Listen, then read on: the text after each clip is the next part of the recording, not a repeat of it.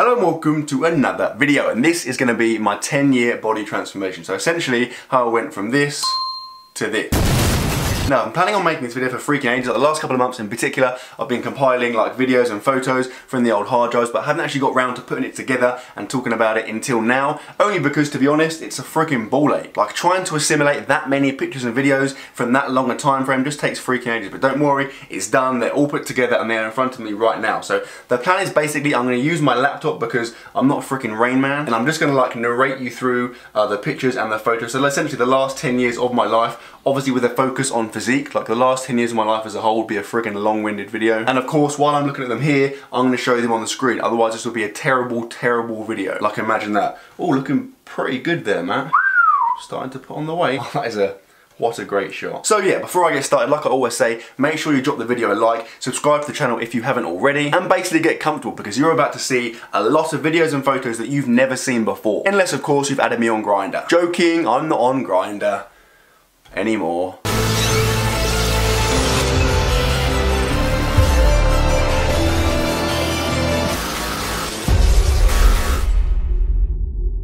Okay, we're in. So we're kicking off proceedings with this absolute classic, this blast from the past, which is me at the age of about 7 or 8, I guess, in this like underwater swimming shot. And the first thing to note is that I'm an absolute dweeb. Like, I guess, like, you don't really notice it at the time. I think it's hard to appreciate how dweeby you are at the time, but when you rise above that and you kind of move on, you can look back and think, Jesus, I was a massive dweeb. And that's like a common theme with these shots, I think, going through school. I mean, I personally thought I was a pretty cool guy, but on reflection, I clearly wasn't. Now, in terms of my physique, I think naturally, like, I've always been, like, I guess, like a bit of an kind of ectomorph slash mesomorph. Like, I don't think I was a true ectomorph, in the sense that although I was skinny, I had a reasonably, you know, I guess above average size frame. So I was kind of moving towards mesomorph with the kind of narrow waist, slightly broad shoulders. But I mean, there were always bigger kids than me at school. In terms of like muscularity, although I was skinny, I was always reasonably muscular. Like, I remember having, it sounds weird, but I remember having like bicep offs with my weird dweeby friends at school, and I'd always have the biggest biceps. I was always like quick. I was always like one of the quickest, if not the quickest kid, which obviously meant that I was pretty like fast twitch fiber oriented, which obviously lent itself to the stuff I went on to do in the future.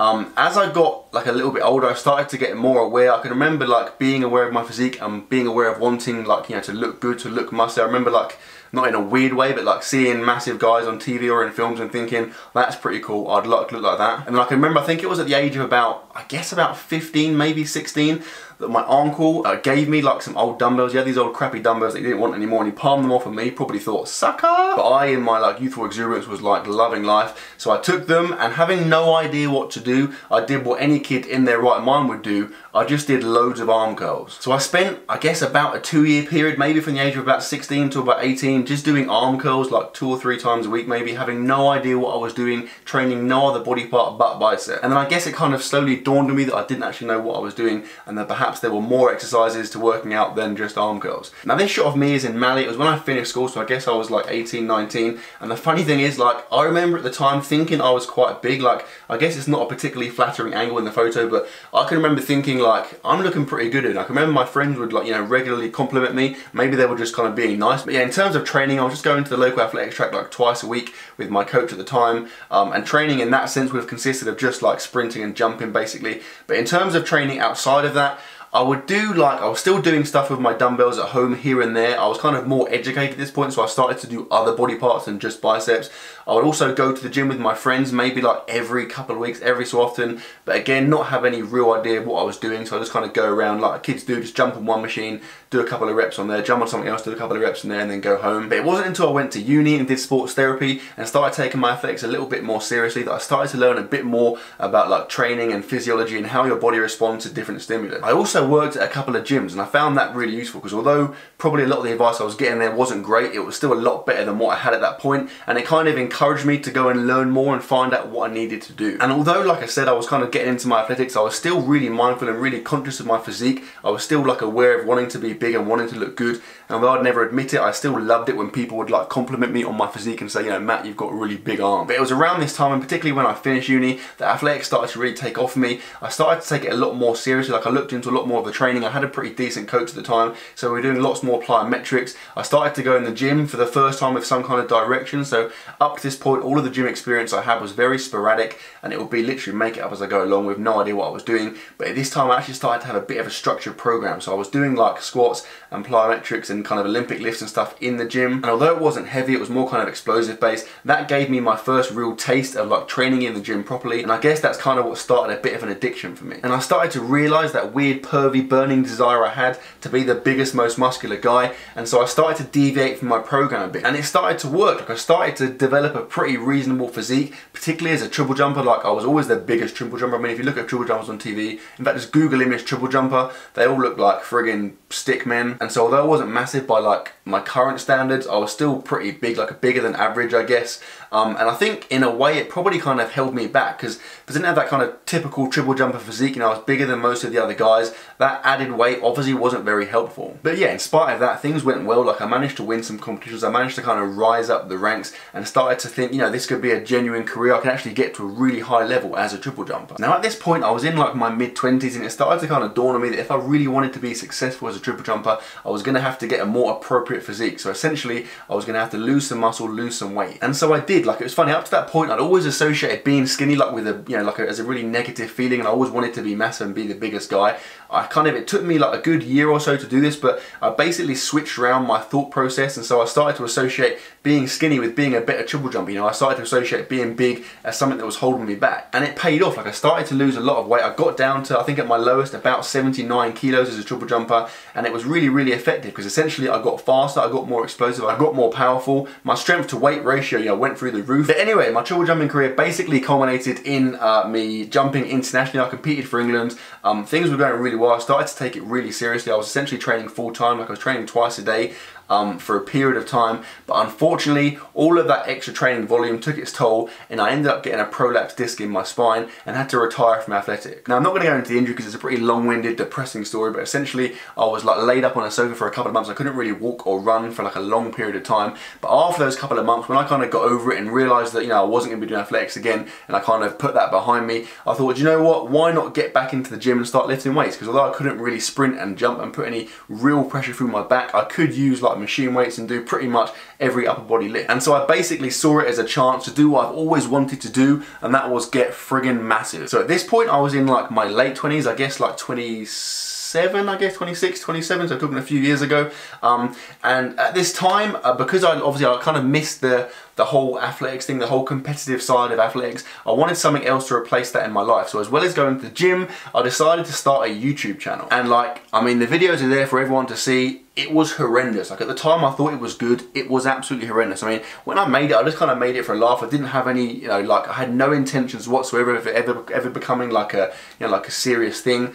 But yeah, I made like, I guess you could call them instructional videos, but like I said, they were, you know, they're kind of unbelievably cringeworthy when I watch them now, but everyone's got to start somewhere, right? Anyway, over the course of the next year or so, I basically went from about 80 kilograms at the end of my triple jumping career up to about 90 kilograms. Now the first thing to point out is that, you know, I didn't put on 10 kilos of muscle. I'm not a friggin' wizard. A lot of that is going to be water weight. You've got to remember, when I was triple jumping, I was depriving myself of food quite a lot. So I'd go like typically from Monday to Friday and eat very little. Like I didn't really know what I was doing in a diet sense, so I'd basically just starve myself, get my body weight right down, compete, and then have a day or two of just going nuts and eating loads of food. Then I'll start the cycle again. Anyway, as part of my training in the gym and as part of my kind of rehab, I guess, I started doing squat, bench and deadlift like super light, and like unbelievably it didn't hurt. Like I still, every so often I still go out and try and sprint and try and jump, and I couldn't do it. The pain in my back was too much, but I could deadlift and a squat lightly and it was absolutely fine. It was pain free. So I basically painstakingly started building up my squat, bench and deadlift. Now initially my best numbers were around 160 kilogram squat, I think about 130 kilogram bench, and then about 180 kilogram deadlift, which,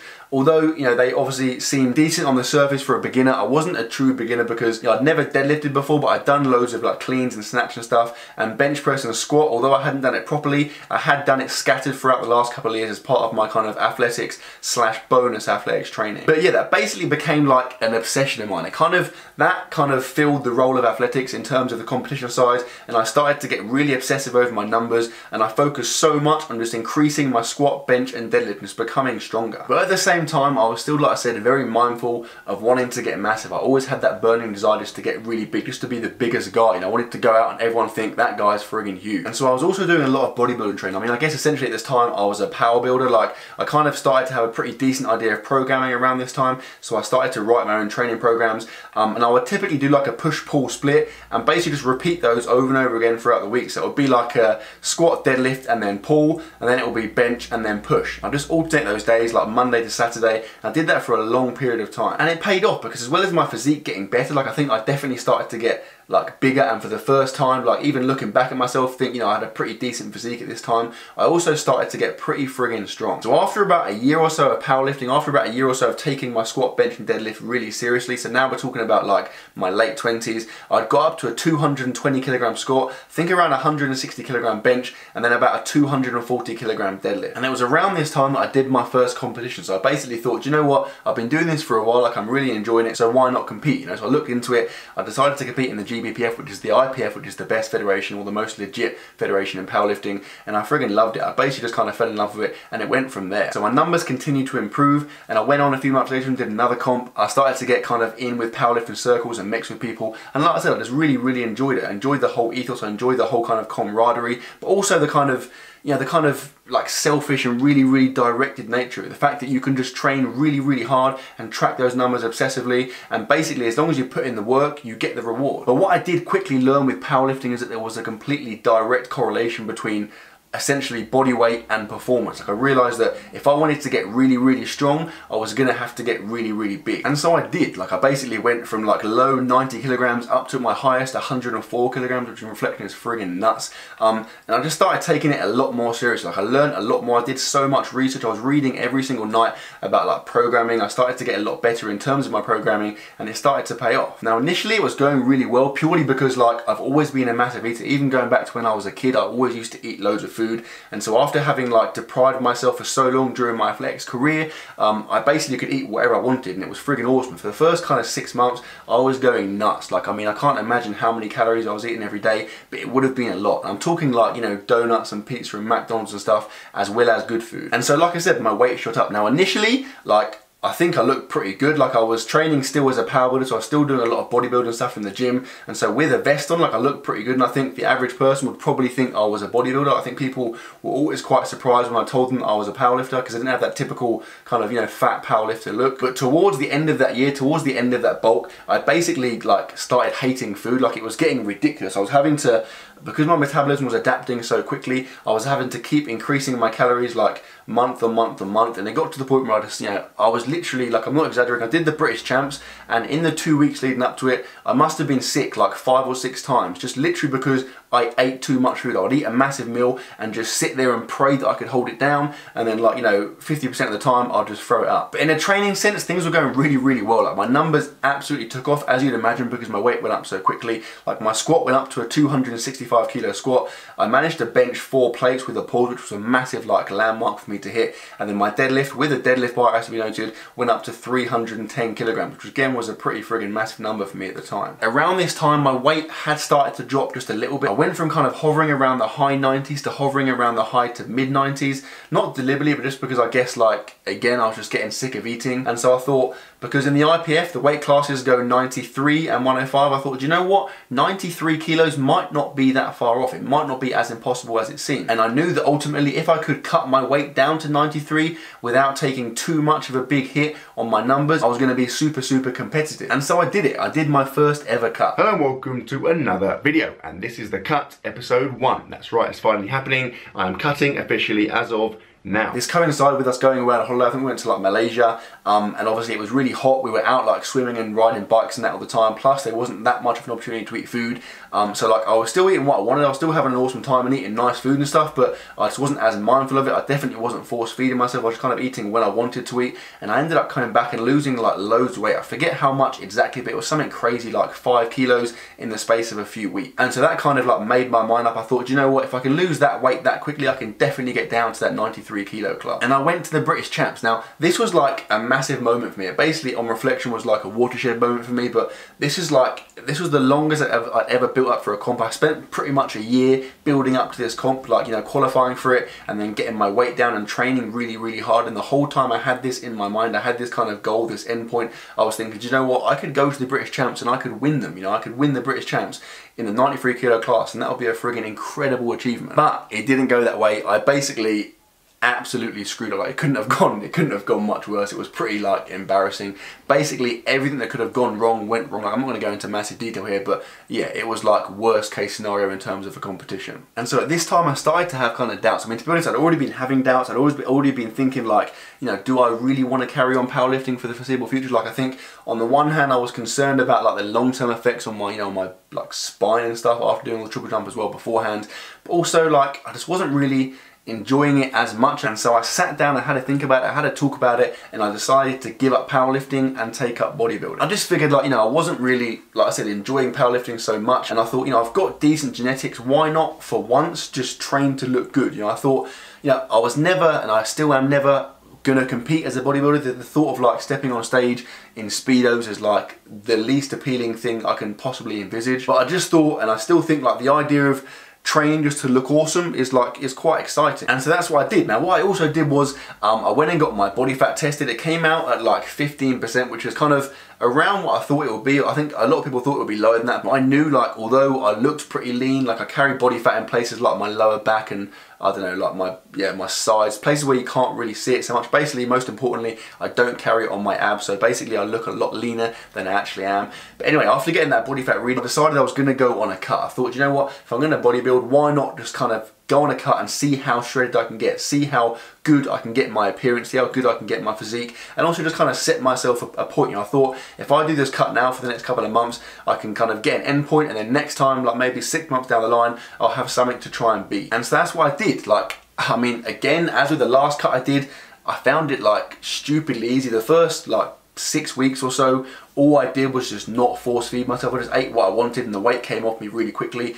Like the last couple of weeks were really hard. The last week in particular like sucked, but the rest of the cut as a whole wasn't too bad. And I managed to get down to around 10% body fat and like look pretty decent. I'd say, or not, I wouldn't say, I'd definitely say like that's the best my physique has ever been. Like I was really happy with that.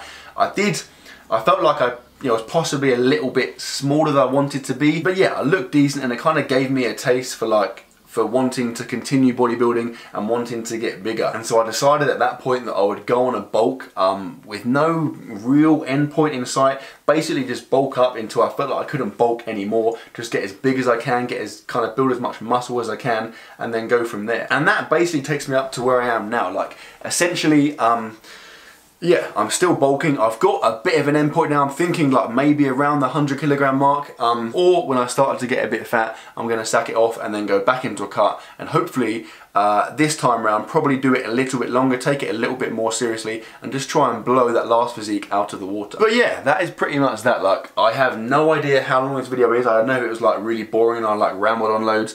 I was kind of getting distracted by the pictures on my laptop, but I think it was pretty decent. I hope at least it was like insightful or like informative, or just kind of gave you a look into like my transformation and where I've been and where I am now. And then hopefully for some of you guys, like, if you're not the biggest guy, it will kind of give you a bit of motivation or a bit of belief that you can go on and build a pretty decent physique, or go on and, you know, put up some pretty decent numbers without being like particularly big or particularly strong to start with. And yeah, I'm going to end the video here. So I sincerely hope you enjoyed it, guys. If you have enjoyed it, please give it a thumbs up, and I will see you tomorrow.